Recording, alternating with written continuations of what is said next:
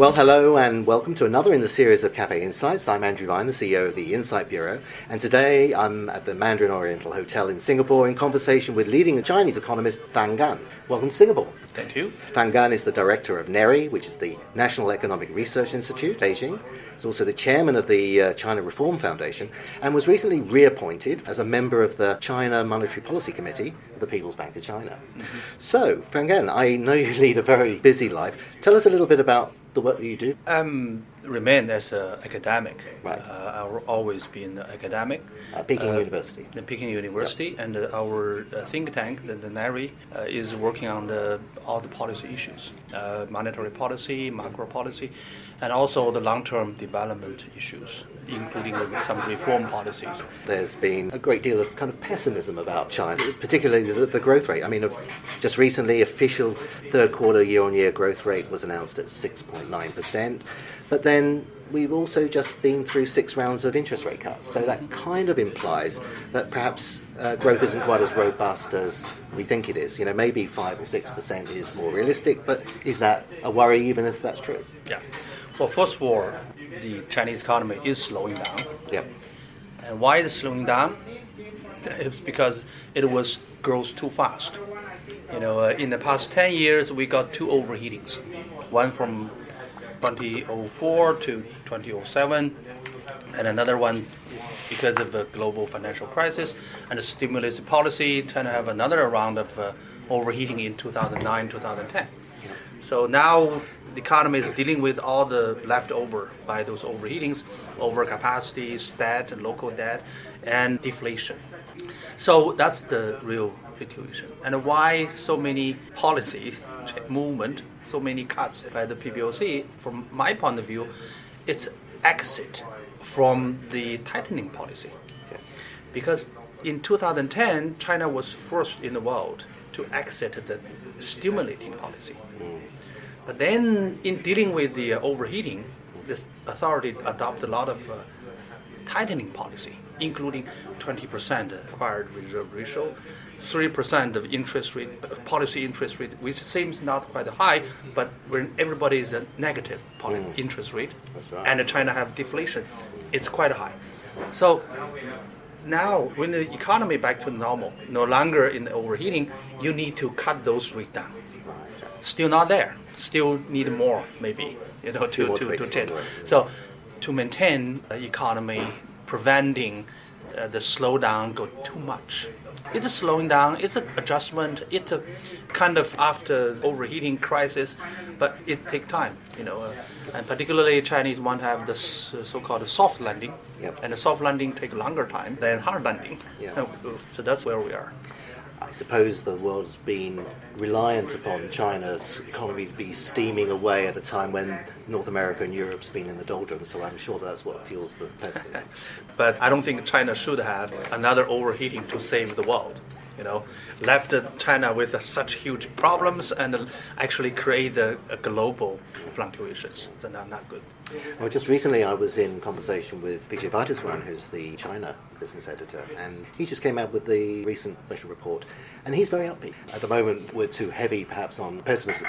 What he's saying is that it's China's private sector growth, which is more interesting. That's what people should focus on.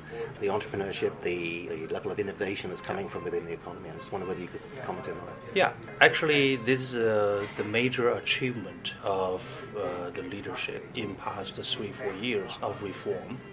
And I would think this will be major area where the reform and the new development momentum will come from in the next stage. Reform of state sector is very difficult, particularly now state sector or in the resource industry. They are big conglomerates, is difficult. But the development, the private sector is relatively easy things to do.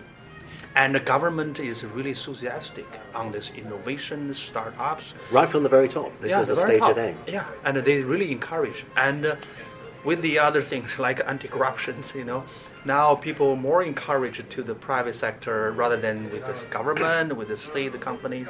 So I would say the situation now is quite similar to the early 90s when The reform just started, and the private sector just get the momentum.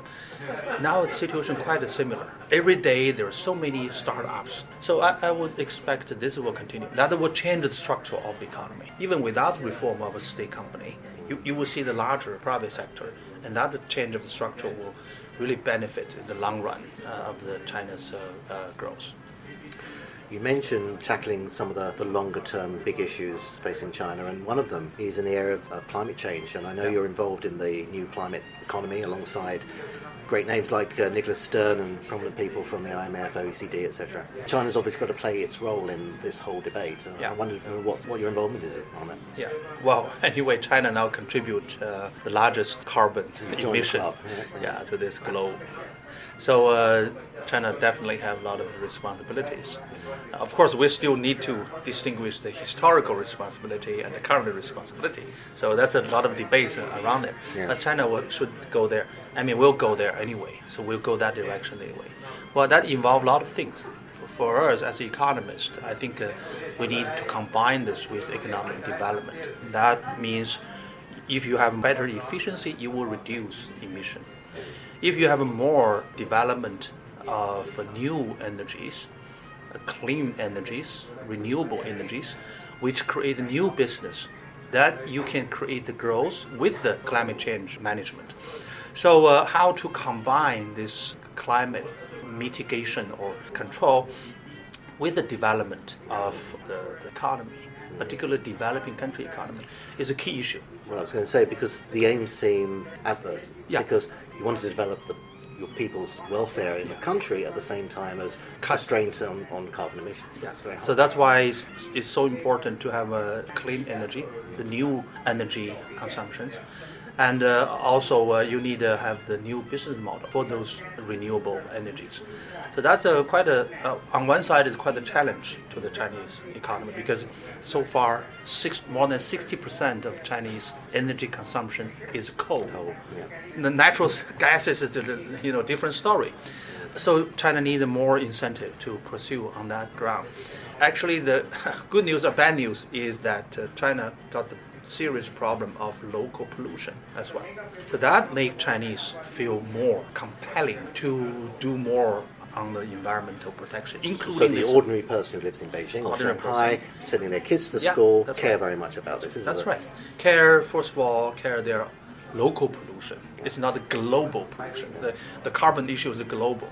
I think this is a good opportunity for policymakers, because this is a local political issue become already, right? And with this local political motivation as a local pollution reduction, and you also contribute to the global climate control. So from that point of view, I would say it's a good opportunity for the policymaker to move aggressively on this front. Turning to China and its role in the world, now clearly every year it gets stronger and stronger in terms of China's power, both economically and every which way. Do you think that the relationships with the West are going to be strained in some way? Do you think it's going to be a competitive world, or is the interdependence that we've seen economically at least going to be the thing that kind of ties everything together? It's always interdependent anyway, but it's always competitive and always bumping.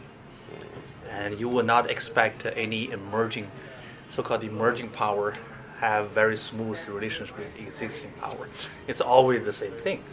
But good thing is now after our long human history, we understand we have to manage it.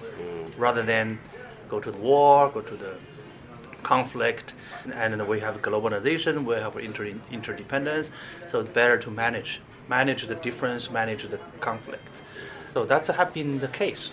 Have been always the case. We always have differences, but always try to manage. So it's not easy, but I'm optimistic. Leadership. Yeah. As long as we are responsible. Yeah. And of course, we're heading next year to elections in the US. Mm-hmm. We don't know whether we're going to see a Hillary Clinton or a Marco Rubio or perhaps even someone else. But does it really matter to China at the end of the day? There's probably going to be a little bit of China bashing along the way because it's domestic politics. But to China, does it matter? Election time, always China bashing time. That's all the excuses. And then after the election, you will see the smooth out of the situation, no matter who's in power. So from that point of view, I would say it doesn't matter very much. This is a two country, Yeah. and I think as long as both leadership really responsible for the country interest, this is the interest of two countries. So you have to go along with them, with each other. And you have to manage the relationship. So from that point of view, I would say no matter domestic politics, on the international interest, I think both government would be the same, no matter how election could run out. Well, let's see. Well, thank you very much again, Deng Gan, for taking some time out of your schedule today, and all the best as you fly back to Beijing tonight. Thank you very much. Thank you.